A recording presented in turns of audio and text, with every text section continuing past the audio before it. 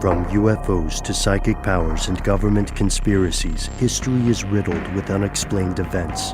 You can turn back now or learn the stuff they don't want you to know. A production of iHeartRadio.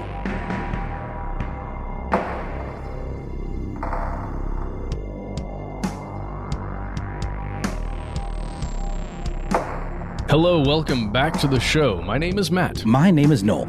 They call me Ben. We are joined, as always, with our super producer, Alexis, codename Doc Holiday Jackson. Most importantly, you are here, and that makes this stuff they don't want you to know. It is the top of the week when we do something we like to call strange news. Our adventures today take us to, well, they take us to space. They take us to the heart of government secrecy, and they take us to a grisly story in Alaska. Matt, I was thinking about this earlier. The past few times, we decide a lot of this stuff on the fly. You've gone last as the third piece of the segment, and I want to make sure we're giving you your due. Do you want to start off by taking us to a helicopter? Well, first of all, I'm Get doing to the that chopper, Matt. Get to the chopper. Okay, yes, well, we can get to the chopper, but I would just say, first of all, that's a purposeful thing on my part because you guys bring such amazing stories to the table. And secondly, I'm just usually unprepared. So let us move forward with this story about a helicopter crash, very unfortunate tragedy that occurred in Alaska very, very recently. There's a story in CNN that you can read. There are stories in every major publication on this right now. The New York Times piece is the one I originally read, so that's probably a good place to start if you can access it. But if you go to the CNN website, you can find a story titled Czech Billionaire Peter Kellner among 5 killed in helicopter crash in Alaska. So, there were 5 people on board a helicopter, or there were 6 people on board a helicopter, and 5 of them perished. 1 of them survived. And this occurred in Alaska. And this appears to be, at least according to initial investigation, to be related to a skiing/vacation excursion. And the reason why this is notable and the reason why we're talking about it is because Peter Kellner was involved. And he is, in fact, a billionaire. He is the richest person from the Czech Republic. And he's a really interesting person. He isn't necessarily conspiratorial. If you look him up, you look up information on him, it's not as though he's involved in a ton of outright shady things. It's not as if there appears to be some kind of motive initially or reason to want to hurt him. We're mostly talking about this because when a billionaire dies, it affects a lot of people. And that's mostly because of employment that occurs with somebody like that. It shares in companies that billionaires are attached to tend to either fall or rise depending on, their character and how they're viewed by investors. A lot of times, if it's a billionaire dying, that means a stock is probably going to take a hit. And we are seeing that already right now with some stocks that Peter Kellner is associated with. I guess we can just go through and discuss some of the information in the article here, guys, and then we can kind of talk about it. And here is a statement from the PPF Group. This is a Czech investment company that Kellner co-founded. It has a really interesting past. And, we can talk about the history of the Czech Republic if we want to a little bit, but mostly the most important thing to know is that it's an investment company, large company called PPF Group. They said, with great sadness, PPF announces that Peter Kellner tragically passed away in a helicopter accident in the Alaskan mountains. His professional life was known for his incredible work ethic and creativity, but his private life belonged to his family. Let's talk about Kellner's involvement with PPF. Mm-hmm. So he co-founded it in 1991, quite a while ago, and it was specifically to work in the Czech economy as it was being privatized. There were a lot of state-owned companies and services that were being privatized, and this PPF Group, what they would do is go in and basically take a company that was owned by the state and turn it into a private company. They would also just inject cash that was needed for that transition, and then they would have part ownership sometimes. Other times they would own outright, like a lot of companies. Kellner himself owned nearly 99% of the firm, according to CNN, and he has stakes in more than 24 other companies around the world. And that's according to his own website that you can go to. It's ppf.eu. Okay, so let's talk a little bit about helicopters. Ben, just from your experience on car stuff, with all things that, what is the phrase? Car stuff, all things that float, fly, swim, or drive, Matt. That's it. Okay. So I forget swim is in there too, like a submarine or anything like that. So helicopters are a weird thing, Ben. And just this concept that you could have a propeller that moves a thing up into the air and then can propel itself very quickly just by angling slightly differently that one propeller. It's not a propeller. The blades of the helicopter. Rotors at the top. The rotors. Thank you. Rotors are spinning the blades. Got it. And then this tiny little set of rotors in the back that just keeps you going straight or turns you, strafes you.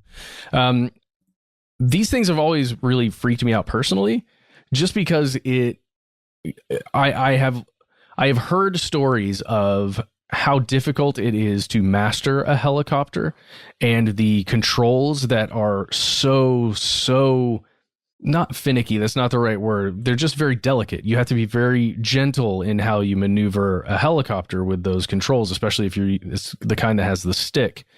I don't know much about how frequent helicopter crashes occur, but I do know that there have been several notable ones in the past couple of years. Mm-hmm. Think about Kobe Bryant and that crash. There have been a couple other large ones that ended up making, like a viral splash where nobody really got hurt, but a helicopter crashed in a spectacular way. Because there are a lot of dangers with the surrounding area. When you're in a helicopter, if those rotors hit anything, you're in big trouble. Mm-hmm. And, with trees, with power lines, with anything that's high enough in the air, you've got a lot of danger. You've also got a lot of danger with air currents. And sometimes you can have problems with temperature and moisture in the air and all kinds of things like that. In this case, everything is still under investigation, but we know for sure that it was an Airbus AS350B3. That is the type of chopper that crashed. And it was owned by Soloy Helicopters, SOLOY Helicopters. They're based in Alaska. And this is a really interesting company. They do all kinds of helicopter flights for different reasons. For their miners that use it, like actual miners, who are out there looking for natural resources. They've got all kinds of interesting stuff with the military that they've done. Anyway, it's an interesting company. So that is the specific type of helicopter that crashed. Oh, man. And this helicopter, first, this is a tragedy. I don't mean to laugh. I'm not laughing about the unfortunate demise here, especially given that this man in particular was pretty young to die this way. I was laughing because they were hella skiing, like HELI skiing, not like California, a lot of skiing, hella skiing. They were doing something called heli skiing. And because this involves helicopters, it may not be a pursuit for everyone. If you're not too familiar with helicopters, probably one of the best ways to describe them is the motorcycles of the sky. That's maybe a little bit of a snarky phrase, but it's not inaccurate because they are very sensitive machines. And you can think of aircraft similar to the way, for all the video game fans in the audience today, similar to the way you would think of characters in a fighting game like Tekken or what's an older one, Killer Instinct or something like that. Keep it simple, say Street Fighter. You're sacrificing something with the helicopter. You're sacrificing your tank status, you're sacrificing your offensive status, all in exchange for a kind of nimbleness that just cannot be matched by, like your typical Boeing or something. That's why helicopters have continued to be used. They can get to places that other aircraft simply cannot at this time. And that's even counting VTOL, or vertical takeoff landing vehicles. Those are the really cool, like G.I. Joe looking toy ones where the wings flip from horizontal to vertical and they just kind of up into the air and somehow don't crash. We're still not there officially, as far as governments have revealed, but helicopters themselves, I think helicopter pilots are incredibly brave. And the vast majority of helicopter accidents come, like the most common mechanical failure is going to be a rotor detaching from the engine, which is trouble very quickly. But the most common overall cause of a crash is pilot error. And that can be even more common in a place that has a lot of inclement weather conditions. Like Alaska can be brutal depending on where you're flying, for the air currents that you just described, Matt, for the possibility of storms.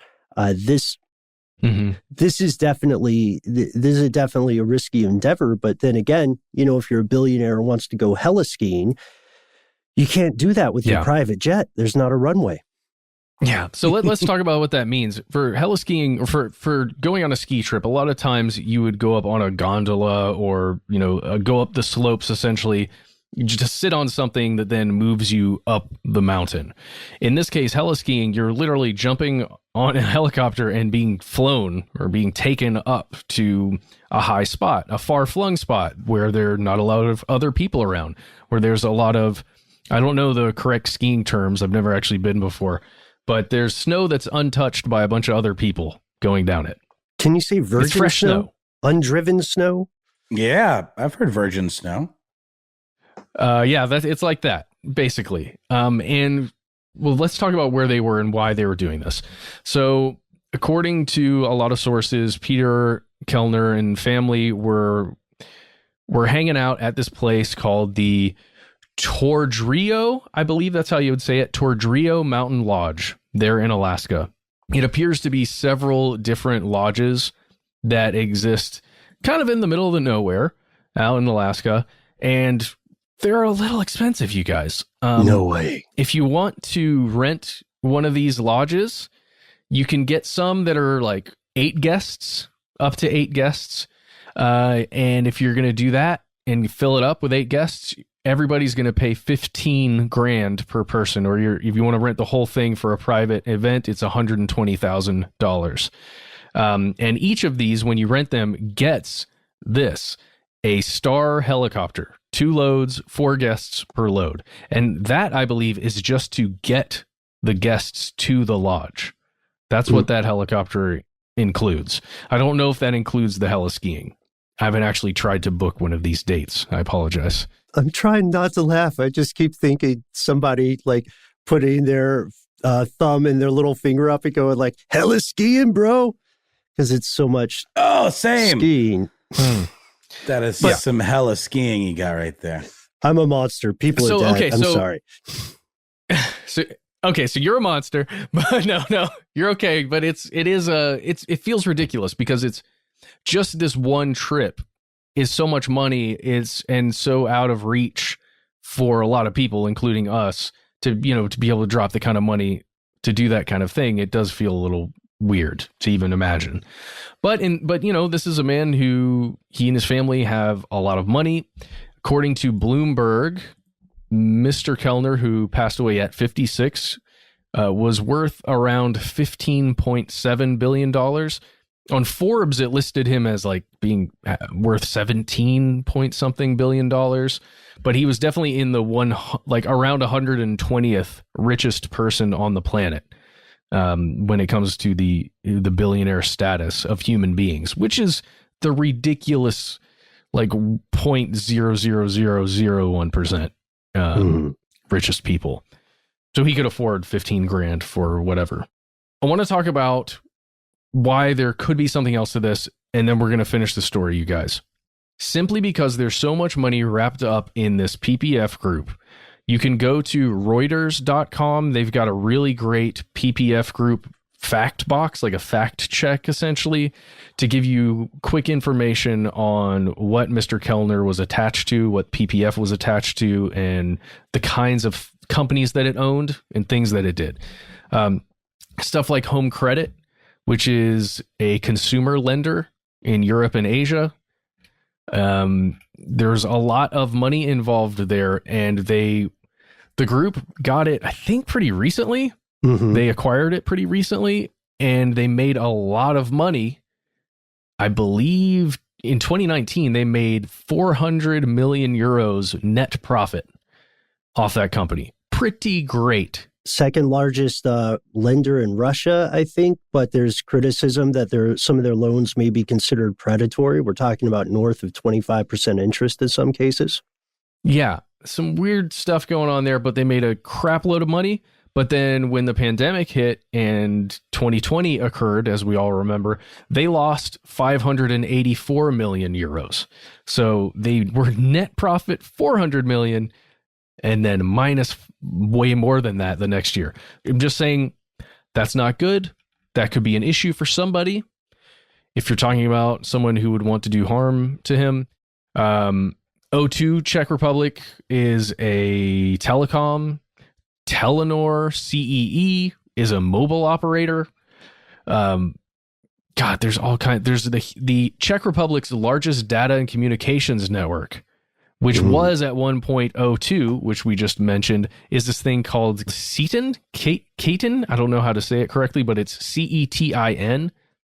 It's huge. It's a fiber optic company, essentially. That I don't know if it's an ISP. I imagine it is, but at least they're a comms network. They were talking about going into an IPO for this, like an initial public offering. I don't know. There's other stuff in here that you can look at. Skoda Transportation, Central European Media Enterprises. It's crazy. Czech Toll is on here. Ooh, that's the one. That's not Czech Toll, but major media enterprises and companies in Central Europe. One thing that's weird about this, that I don't know if this may be in the New York Times article, but there's Kellner was actually the owner of the last major TV outfit in Bulgaria that was not state-owned or state-controlled. I'm not, of course, that's not the same thing as saying like Bulgarian assassins got to him or something like that. This is a tragedy, and helicopter crashes happen all the time. But now, because to the earlier fantastic point you made, Matt, now that a billionaire has died unexpectedly, nations, not just employees, nations are influenced. And this means that for Bulgaria, upwards of 70% of television and media in the country could become, clearly government controlled, tied to the same people who are obviously oligarchical or considered oligarchical, because post USSR collapse, a lot of people in former Soviet states did the same kind of thing that Putin and co did, where they bought up national industries and resources and became wealthy beyond the dreams of average people. So we don't know. And then there's the concern about his heavy ties with the government of China and Russia, of course. Yes. So there are a lot of questions. I have a pitch for you guys. I want to see what you think about this. I posit to you that becoming a billionaire or existing as a billionaire inherently ties one to a number of real conspiracies. Not necessarily bad. You're just such a big fish. You know what I mean? The water moves differently around you. What do you think? Crazy? Not crazy? Possible? Plausible? I don't entirely possible. Plausible, even. Yeah, I don't think that's crazy at all. Just when you're considering the amount of money, think about it this way. Think of the amount of money that you need to donate on a yearly basis that you would probably donate on a yearly basis just to avoid the amount of taxes that would be coming out of your accounts every year. When you're donating that amount of money, that alone could be an issue, because many times you won't know exactly who you're donating to. It may be, a specific organization or an NGO, or there are all these like places where your money may end up. They had the Kellner family, I believe it's correct. They had the Kellner Family Foundation. Yes, that's correct. Peter and Renata Kellner founded it in 2009. That's an interesting thing to look into. Again, that's like the good stuff you can do with money. There's also really bad stuff you can do with money. We have no idea what Peter Kellner was doing with it. And we're not alleging here that he was doing anything wrong. We're also not alleging that he was killed. There's an investigation going on right now to figure out what exactly happened. And just as you said, Ben, everybody is keeping their eyes peeled to find out if there was something going on here, because a lot of people set to benefit from Mr. Kellner, his influence and his money, and a lot of people may have been spurned at some point by those same forces. So we're just going to keep an eye on this one, keep our ears perked, and we'll let you know if we hear anything more. Now we're going to take a quick break, and we'll be right back with more strange news.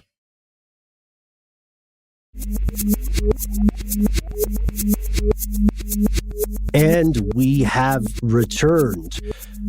We're leaving Alaska and the US and Earth temporarily. We're traveling to deep space, but not perhaps in an inspiring, beautiful, fun, sciencey adventure kind of way. Instead, we're traveling a much more Doc, could I get some scary space music? Perfect. A much more Event Horizon way. A much more early Aliens franchise way. You see, it turns out that a darkness from beyond the stars is destroying our galactic neighbors. I love how Lovecraftian and creepy this is. But we don't really need the drama for this, because the story itself is already pretty disturbing. Here's what's happening. So if you can travel at the speed of light and you want to visit some local stars in our neighborhood, then for a while you would have wanted to travel to a star cluster known as Hyades. The Hyades are about 153 light years away. And if you look up in the night sky and there's not too much pollution, you'll see it as the V-shaped collection of stars at the head of the constellation that we call Taurus here in the West. The thing is that when you look at it with a telescope, you'll be able to see that it's a group of stars that are bound together by the covenant of gravity. It's about 60 light years across. But what we learned recently is that we're looking at something that's a lot less like a brand new helicopter and a lot more like the remnants of something that crashed. Because this star cluster used to have thousands and thousands more stars, but something got them. Just in case, anybody was feeling too comfortable. These are I think I saw a tweet you did, Ben, like this is the season finale we all deserve or something like that. Maybe not deserve, but it's something effectively say, okay, great, like star destroying whatever, like that's what's next. Yes, right. So here's what happened. So this cluster is about 700 million years old, which is a crazy number. And it's weird to think about that, much less, it's like trying to imagine what a billion is, You'd have to be Peter Kellner to pull that off. This thing is anomalous because these kinds of clusters can slowly fall apart over time, right? Due to the change in the life cycle of the star and so on. But that's not the case here. Some huge mass of something hit them, and then Kaiser Sose the hell out of Dodge, the hell out of this cosmic Dodge. No one has a clear suspect. Our research fellow, Teresa Jarapova, who wrote about this and kind of got us onto this mystery, says that, maybe it could have been a gas cloud, or maybe it could have been another star cluster of some sort. but there's nothing in the vicinity that could conceivably do that, which means that everybody's maybe he was invisible the whole time. Yeah, right. It means everybody's favorite spooky villain in the world of astronomy, dark matter, comes into play.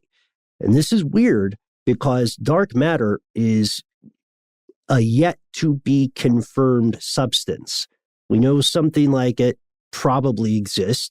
It would explain a lot of questions people have, but there's no, there's no like, well, according to official word, there's no like top secret lab in a bunker somewhere where there's a little vial of just straight up dark matter and everybody's like, stay away from it. You start speaking a weird language. We think it's Sumerian. We're not sure.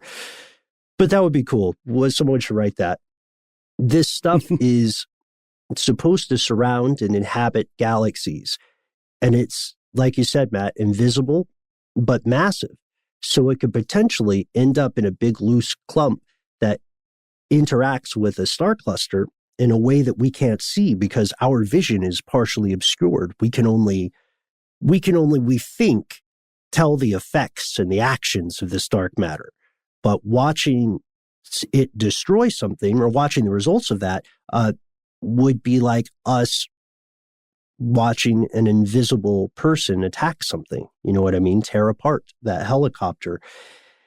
This is strange because it comes on the heels of another recent discovery that there seems to be a massive structure of some sort underpinning the universe as we know it. Did you guys hear about this one?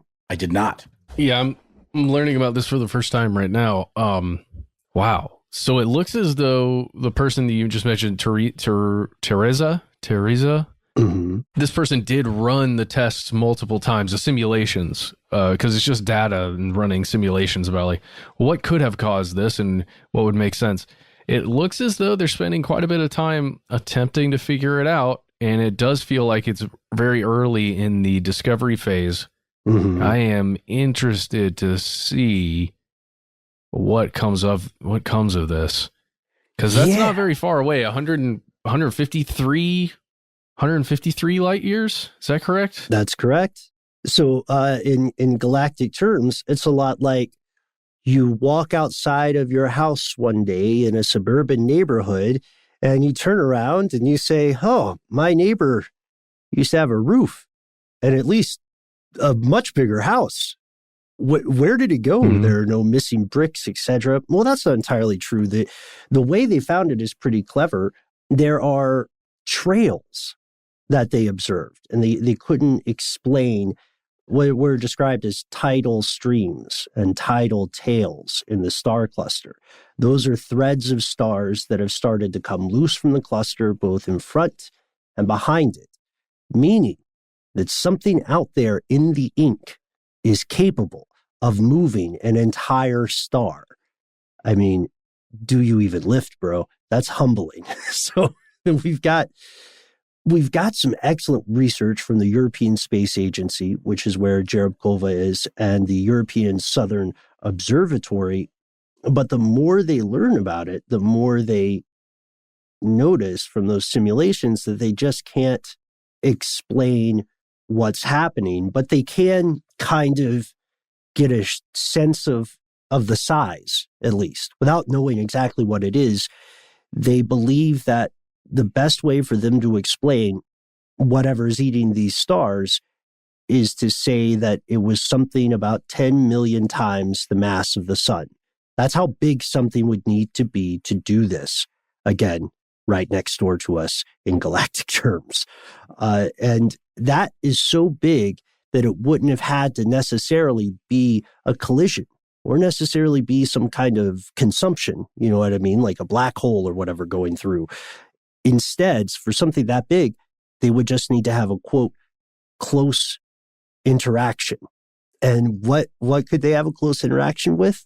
And that's why they're thinking dark matter, because even though we haven't proven the existence of dark matter or haven't officially confirmed it to everyone's satisfaction, experts calculate that dark matter makes up roughly 80% of all matter in the universe, meaning that we, listening to and making this podcast today, are very much in the minority when it comes to matter. We know that this stuff, if it exists, or we theorize it, if dark matter existed, it would shape normal matter into the galaxies we saw today. And I thought of, when I read this, I wanted to share it with everyone because it reminds me of a project we did a number of years ago where we thought, what are the various ways the world could end without you knowing too far in advance and without you being able to stop it, right? So like the decay of the natural environment is something that people can see happening over time. But we're one gamma ray burst away from the end of the world. You guys remember those things? Yep. Oh, yeah. I want to learn more about these, what do they call them, Ben? Sub-halos? Dark matter sub-halos? Yes. This is something from that European Space Agency article that I was looking at, Ben. It's saying that these subhalos are naturally occurring clumps of dark matter that are thought to help shape the galaxy during its formation. Okay, so like you were saying, if dark matter is not just theoretical and is real, then these chunks of it, these clumps of dark matter end up being the substructures. It's so interesting to me. I don't know. It's hard to even conceptualize in my mind. Yeah. But it would make total sense. It would make total sense gravitationally, I guess, or, because that's the thing that I don't understand. If it's dark matter, is it physically interacting, or is it just getting close enough to have a gravitational pull, essentially, that then changes the star? I need to get a degree or something, or take a class. I mean, maybe we just need to do more mushrooms, honestly. Maybe it'll make more sense then. Here. I mean, I just watched the old Snyder Cut we've been talking about, and there's some kind of galaxy-destroying concepts explored in that, mythos, I guess, with the mother boxes. And what's it called, Ben? The formula of, like, they're searching for, the dark side is searching for. The anti-life, which I thought was a little unclear the way it was spelled out. I'm sure it's much more, fleshed out in the comics. But it seems to be that things like Infinity Stones and Mother Boxes and all that harness some kind of force that can, on one side be of creation, but then on the flip side be of destruction. And I think that's kind of what we're talking about here a little bit. The real science-y impetus behind, comic tropes like that. Yes. Well, the anti-life equation is pretty much exactly what they describe in the Snyder Cut. It was just a different time when they were making Darkseid, who came before Thanos, by the way. I believe there's a story where Marvel's creators came together and said, "This Darkseid guy is awesome. Let's make one. Let's make him just different enough. Ripple his chin a little bit." I completely agree with you in terms of the look of it, but I actually brought this up with a dear friend of mine who's visiting, who's a super old school Marvel head. Like he's, pushing 60 and, was in it when it was originally coming out. And I asked him the very same thing where I was like, which came first, Darkseid or Thanos? And I do believe that what you're saying is absolutely correct, Ben, but the idea of the mother boxes and the whole like coalescing of these artifacts to make a big world destroying thing, that was, I think, Thanos originally. Right. Exactly. Yeah, that came later. Yeah. So we have competing mythologies speaking together, but it turns out, I don't know, we'll move on here because I don't have much to report than that there is a huge thing we don't know about the species, the human species and all the creatures that live on this planet are essentially like the old trope of somebody who finds themselves in endless open water of the ocean, unable to see what swims beneath. That's the situation we're in. It just happens to be in space. That's the announcement for today. Everybody live your normal lives to the fullest because we don't know what's coming. We have no idea when, and we certainly have no way to prevent these sorts of galactic disasters from occurring to our very own star. And I know I give it a hard time, especially in things like our sunscreen episode, but we do need the sun much more than it needs us. So stay safe, everybody.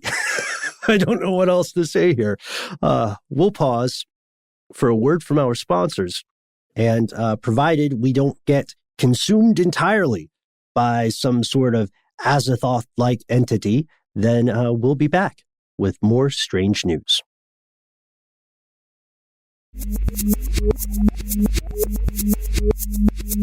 And we're back, and we're still in space. We're not really in space, in the concept of space.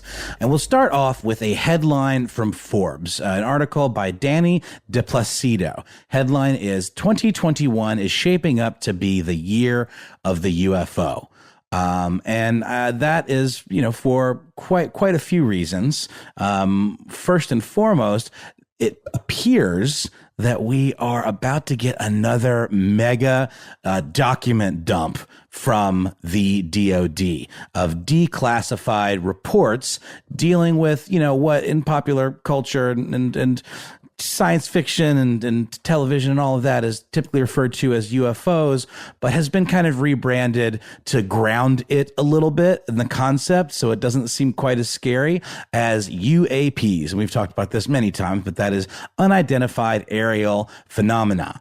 And John Ratcliffe, who formerly served under the Trump administration as the director of national intelligence community, and that was from May of 2020 to January of 2021, recently on Fox News, speaking with Maria Bartiromo, indicated that a sighting of one of these UAPs appeared to break the sound barrier without making a sonic boom. And this is a big deal, right?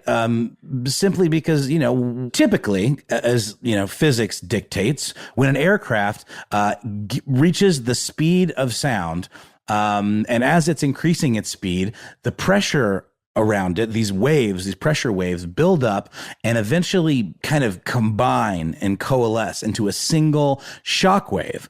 And when the plane then beats that shock wave, essentially, goes faster than that shock wave, and travels faster than the speed of sound while in the air, it causes that pressure to very quickly change, which creates an audible sound known as a sonic boom. And we, in the science that we know and the physics and technology that we know as a civilization and as a pretty crafty and technologically minded species, obviously, have not figured out a way to not have that thing happen. It is certainly a thing that in order to, let's say, maintain covert operations, not give away your position, that scientists and engineers have worked to eliminate or reduce, but they haven't figured out how to get rid of it entirely. And this report that's being discussed here that appears to be part of an upcoming information dump. This seems to have been documented. And Ratcliffe had this to say of the Pentagon's position of some of the stuff in this reported sighting. We always look for a plausible explanation.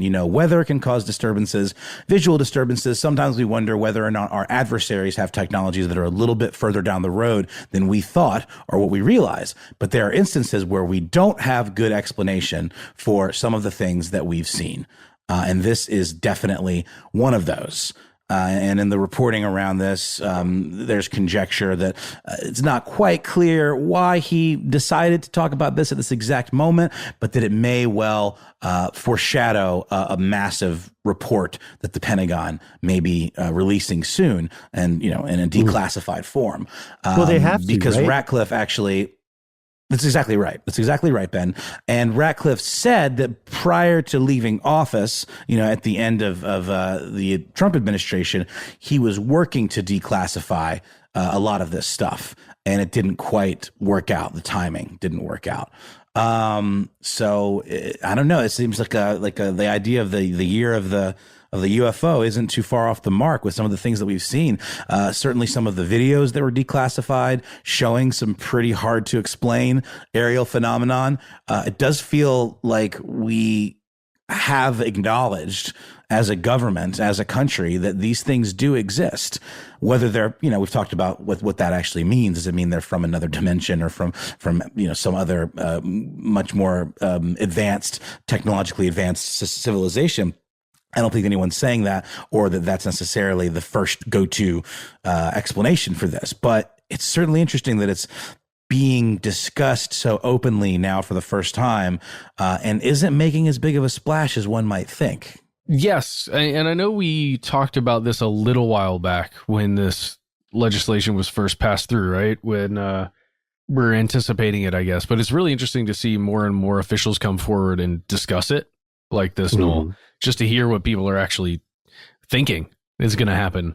Because, we too many times we've been through this kind of thing before where nothing really happens, right?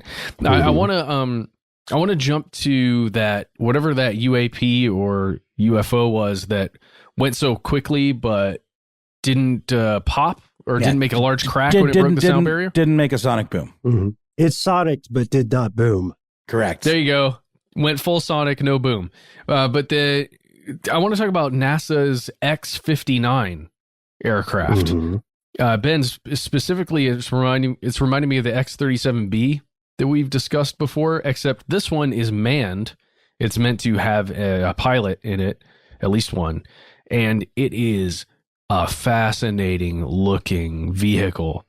Noel, this thing is crazy looking. Did you see that? It's on that Live Science article you linked us to. Yes. I mean, it looks like the X-Wing, practically. It has that kind of, it's like got a needle nose tip, kind of very, very tapered, very pointy. And yeah, it really looks like a combination of some kind of spacecraft with some sort of, supersonic spy plane. Yeah, it looks like a pointy rocket with a human attached in there and a couple of wings. As somewhat of an afterthought. Ben, I'd love to get your take on this thing. Again, just connecting it back to some of the X project or the X class aircraft coming out of NASA.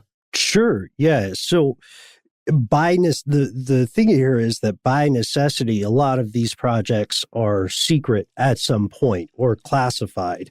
So it's quite possible that this could be some sort of man-made craft. It's also, if we want to play a little more at the skeptical end, it's also possible that there was some maybe error in detection or error in technology that just didn't allow people to register the sonic boom. But I think that's pretty unlikely from the way it's reported. And Ratcliffe, by the way, is when he says we were hurrying to get that report out before the end of the previous administration, he's referring to that 180-day deadline that Congress gave the crew to report everything about UFOs that they could reasonably declassify. What's tricky, and they have to check in, to be fair, they have to check in every 6 months, I think, the way the order is written. But to be completely honest, there are a lot of loopholes in this, and they pertain to some of those X vehicles that you mentioned, Matt, because if the Pentagon says, okay, we can explain this footage here, it's our X-98 Cool Whip, which we called because we thought it was a cool whip in the sky. But we couldn't tell anybody about it because then various rival governments will be aware of our capabilities. We'll no longer be able to use this for surveillance or to use this for reconnaissance or to use this for, in the extreme cases, an attack or a rescue mission or a targeted killing, aka an assassination. And the name is already trademarked, Ben. Cool Whip? I think Uncle Sam will take care of that. Yeah. Or has Cool Whip been a government front all along? That's the point. But no, you're right. You're right. This, it does feel like this may be the quote unquote year of the UFO, the way Forbes phrases it. But also, we've been in this sort of Alice in Wonderland, jam yesterday, jam tomorrow, never jam today kind of situation with disclosure. So I would posit, maybe not for the hardcore UFO enthusiasts or people who study this closely, like Greenwald, the guy who made the Black Vault available online. Thanks if you're listening. But I would posit that people are going to encounter a bit of UFO fatigue unless they see something really big in the coming weeks or months, because otherwise, we talked about it in the past. It's strange how quickly the the most bizarre stuff becomes normalized in human experience, right? Like we just spent a year sitting in our houses, many, many people, and that like pandemic life became a normal thing. And now our reports of declassified UFO footage or unidentified aerial phenomena footage, are they becoming normalized themselves? Because, you know, I can assure you, fellow conspiracy realists, we spent years waiting for this stuff that seems to come out like every month now. It's bizarre. It's indicative of something, but I don't know what. Is it indicative of a change in government policy? Is it indicative of, as some people have proposed, a larger aim to like slowly break the news to people that UFOs are real? And if so, or UFOs are real and non-terrestrial in origin or something like that. I mean, if so, I would question the calculus there. Like, why release that kind of information incrementally? I know there's a logic, but I don't know how sound it is. What do you guys think? Yeah, I don't know, man. All I know is that in this particular instance, the NASA X-59 was specifically designed to go supersonic and not make a big sound. Mm-hmm. And they were, at least in 2019, flying it above select U.S. communities to generate data from sensors and, quote, people on the ground in order to gauge public perception. So they could figure out, well, how much does this bother the people below? How many people are saying, hey, there's a weird thump that I heard. It wasn't really loud, but it was definitely a thump, and I could feel it in the middle of the night. It was weird. I'm not sure what it was. Oh, and there was a thing, a light that was buzzing past really quickly. I'm not sure what that was. Just for a second. It was there just for a second. I heard a thump. I woke up. I saw the light. I went back to sleep. That's the kind of report they're hoping for. But you're right. It doesn't. That exactly. Everything was fine. That importantly, though, it doesn't completely negate the boom, right? It's just like a very good silencer for the boom. I think that's as close as they've got it officially. It's an interesting place to be. It's an interesting time to be alive. A lot of very strange things kind of coalescing at the same time, socially, biologically, and now with some of this stuff. But I guess the thing that's always kind of blown me away about some of these revelations, I think you're right. It's that UFO fatigue, right? Unless we really start to see some real data come out, which I'm skeptical that they would release anything that would, be game changing in that respect. But we'll see. I mean, some of the stuff that we've already seen in little drips and drabs feels game changing to me, but also it feels like a lot of nothing's been really.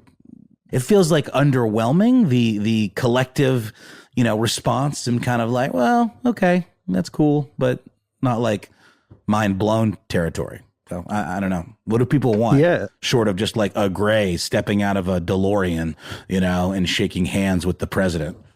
Well, if it got caught, give me that, please. If it got caught in the Suez Canal, it would get way more news coverage. Yeah, it seems throwing that way. Shade. Anything that affects my Amazon deliveries or like my stock portfolio, that makes the news. But unidentified aerial phenomenon, not so much. And there you have it. Can you imagine how spoiled we must look to people researching UFOs in the past? Because we're like, another video confirmed by the Pentagon, who denied it for decades. I guess I'll see if the memes are fire, and then I'll decide if I care about it. But this is an interesting time, and it's an amazing story to watch unfold. And I think one thing we can agree on is that we know for sure this is not the last we'll hear about this from the Pentagon, because again, they are obligated to produce that big report that, it might be an info dump. It might be an exercise in the overuse of black highlighters. We just don't know at this point. But that anticipation can keep us going. I really enjoyed this story, Noel, and I enjoyed, we had an aviation space thing going on today. Matt, I agree with you that the death of billionaires can move nations the way that some unknown force out there in the galaxy appears to literally be moving stars and may head toward us. And we have no idea. We have no way to stop it. But thank you so much, everyone, for tuning in. We want to know what you think about this. I don't know about you guys, but I'm especially interested in hearing whether anybody else has encountered or whether anybody has really encountered UFO fatigue. Please let us know. We try to make it easy to find us online. That's right. You can find us on Facebook and Twitter, where we're Conspiracy Stuff Show on Instagram. And while you're on the internet, why not join our Facebook group? Here's Where It Gets Crazy. That's a fun thing to do with your internet time. Much better than just doom scrolling all day. There's a lot of fun folks on that group and a lot of fun topics to discuss, and usually conversation around every new episode that comes out each week. Not to mention that you can also actually call us on the telephone. That's right. Our number is 1-833-STDWYTK.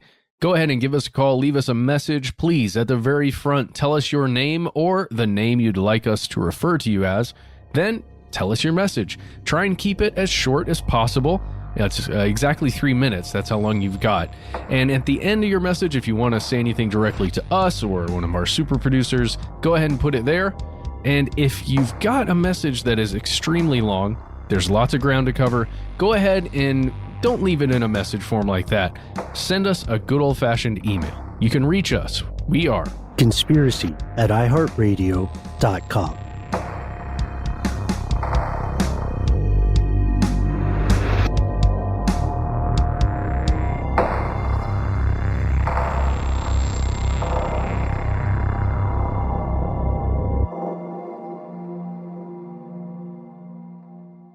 Stuff They Don't Want You to Know is a production of iHeartRadio. For more podcasts from iHeartRadio, visit the iHeartRadio app, Apple Podcasts, or wherever you listen to your favorite shows.